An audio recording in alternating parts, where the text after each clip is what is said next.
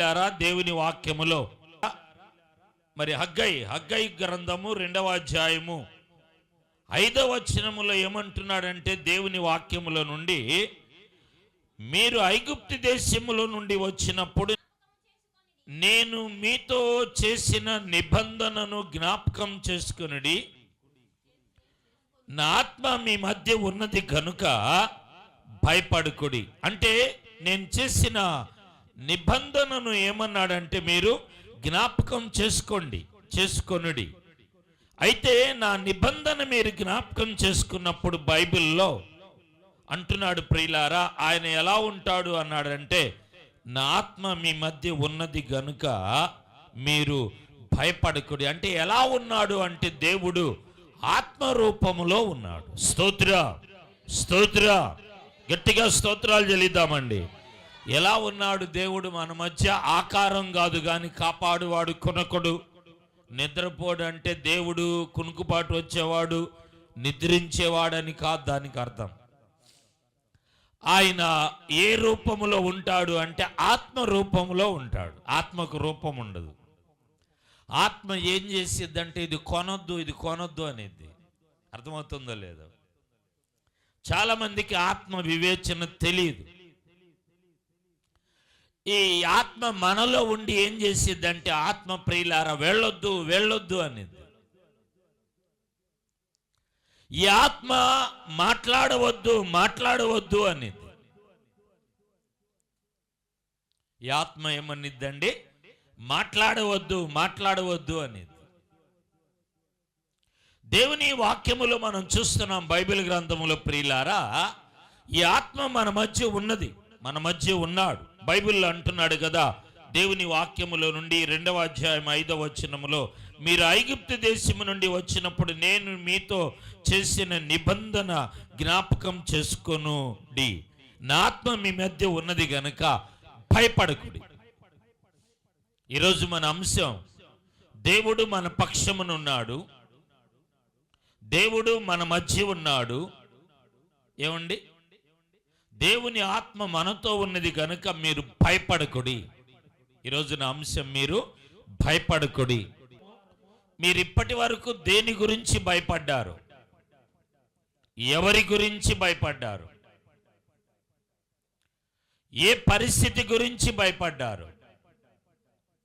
దేవుని వాక్యములో రాయబడుతున్న మాట బైబిల్లో, మీరు భయపడకుడి. ఎందుకంటే దేవుడు మన మధ్య ఉన్నాడు, దేవుని ఆత్మ మన మధ్య ఉన్నది. దేవుడు మన మధ్య ఉన్నాడు, దేవుని ఆత్మ ఏమై ఉన్నదంటే మన మధ్య ఉన్నది. కాబట్టి వాక్యములో రాయబడుతున్న మాట, మనము భయపడకూడదు. మనం ఏం చేయకూడదండి? భయపడకూడదు. రోమీయులకు రాసిన పత్రిక 8వ అధ్యాయం ప్రియులారా 31వ మాటను మనం చదువుకుందాం. ఇట్లుండగా ఏమందుము, దేవుడు మన పక్షమునుండగా మనకు విరోధి ఎవరు?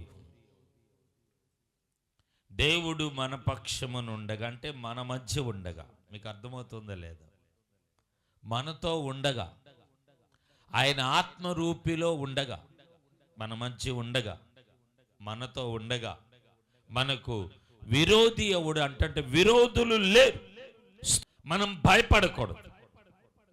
దేవుని ఆత్మ మన మధ్య ఉన్నది, దేవుడు మన మధ్య ఉన్నాడు, దేవుడు మనతో కూడా ఉన్నాడు. వాక్యములో రాయబడుతున్న మాట, ఆయన మనతో మన మధ్య ఉన్నాడు. మనం భయపడకూడదు.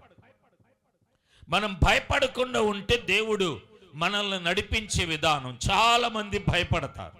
అప్పులు భయపడతాం, రోగాలకి భయపడతాం, ఏమండి అయిన వారికి భయపడతాం. కొంతమంది ఊరికనే భయపడతారు అను కదా, ఊరికనే భయపడిపోతారు. తా అంటూ ఉంటారు కదా, వీపు కొట్టుకుంటూ ఉంటారు. ఏమండి? అయ్యో భయపెట్టా ఉంటారు. ఏమండి? దాన్ని పట్టుకుంటారు, దీన్ని పట్టుకుంటారు. మానవులం భయం కలిగిద్ది. ఇశ్రాయేలీలకు కూడా ఆ సముద్రం దగ్గరికి వెళ్ళినప్పుడు వారికి భయం కలిగింది. వాక్యములో మనం చూస్తున్నాం బైబిల్ గ్రంథములో, ప్రియులారా, మనం భయపడకూడదు. దేవుడు మన పక్షమునున్నాడు.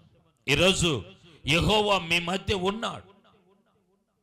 ఆయన మీ పక్షమున ఉంటాడు. మీరు భయపడకుడి. లూకాసు వార్త 8వ అధ్యాయము 50వ మాటను మనం చదువుకుందాం. దేవుడు అంటే యేసు ఆ మాట విని భయపడవద్దు, నమ్మిక మాత్రం ఉంచుము. ప్రియులారా, ఈ లూకాసు వార్త 8వ అధ్యాయం 50వ వచనములో భయపడవద్దు, నమ్మిక మాత్రం ఉంచుము అన్నాడు. భయపడవద్దు. చెప్పండి. దేవుడు మన మధ్య ఉన్నాడు. దేవుని ఆత్మ మన మధ్య ఉన్నది. దేవుడు తన కార్యసాధనాన్ని చేయటానికి సిద్ధంగా ఉన్నాడు. దేవుడు నడిపించటానికి సిద్ధంగా ఉన్నాడు. దేవుడు బలపరచటానికి సిద్ధంగా ఉన్నాడు. దేవుడు అభిషేకించటానికి సిద్ధంగా ఉన్నాడు. దేవుడు నువ్వు చేసిన ప్రార్థనకి బలమైన కార్యాలు చేయటానికి ఆయన సిద్ధంగా ఉన్నాడు. అయితే అంటున్నాడు, భయపడక నమ్మిక మాత్రం ఉంచండి. మీరు నమ్మండి, ఖచ్చితంగా వాహనాన్ని కొంటారు. మీరు నమ్మండి, ఖచ్చితంగా మీరు అనుకున్న సంపాదన సంపాదిస్తారు. మీరు నమ్మండి, ఖచ్చితంగా ప్రియులారా, మీరు ప్రార్థన చేస్తున్న కార్యం మీ సొంతం అవుతుంది. మీరు నమ్మండి. ఈరోజు భయపడకుండా ప్రియులారా, ఈ వారము ఈ నెలాఖరులో దేవుడు అంటున్నాడు కదా, మీరు ఆశించినది దేవుడు మీకు అనుగ్రహిస్తాడు అంటాడు అక్కడ బైబిల్లో 8వ అధ్యాయం 50వ వచనంలో. భయపడవద్దు, నమ్మిక మాత్రం ఉంచండి. స్తోత్ర. వెన్ను విరిగి పడ్డా, ఏమండి, మన జీవితంలో ఎంత కృంగుబాటు కలిగినా, ఎంత మన జీవితాల్లో అపవాది మనల్ని చెదరగొట్టి నలగొట్టిన, భయపడక నమ్మిక మాత్రం ఉంచాలి. చెప్పండి ఈ మాటను కూడా పక్కన వాళ్ళకి. భయపడక నమ్మిక మాత్రం ఉంచండి. స్తోత్ర. మీరు భయపడవద్దు, నమ్మిక మాత్రం ఉంచండి. ఏమండి, గుడారాల పండగ ప్రారంభించేటప్పుడు యేసన్న గారు ప్రియులారా, ఆయన 20 లోపలే, ఒక 18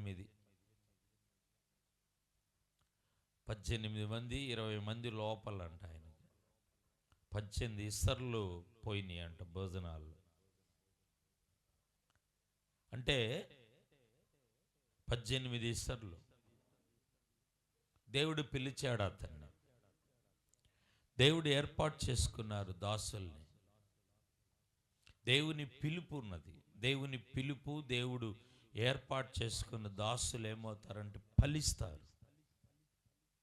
వారు అభివృద్ధి చెందుతారు. వారు ఆశీర్వాదానికి వారసులు అవుతారు.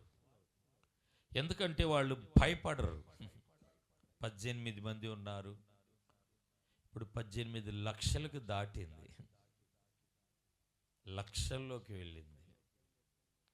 మన జీవితాల్లో కూడా ఒంటరి వాళ్ళము, ఒంటరి జీవితము, తోడు లేరు, సహకారం లేదు, ప్రోత్సాహం లేదు, ఆదరణ లేదు. అయిన వారు విడిచారు, అయిన వారు మన మీద నిందారోపణ మోపారు. ఏమండి, వాక్యం ఏమంటుందంటే బైబిల్ గ్రంథములో నుండి పరిశుద్ధ లేఖన భాగంలో, ప్రియులారా, మీరు భయపడవద్దు, నమ్మిక మాత్రం ఉంచండి.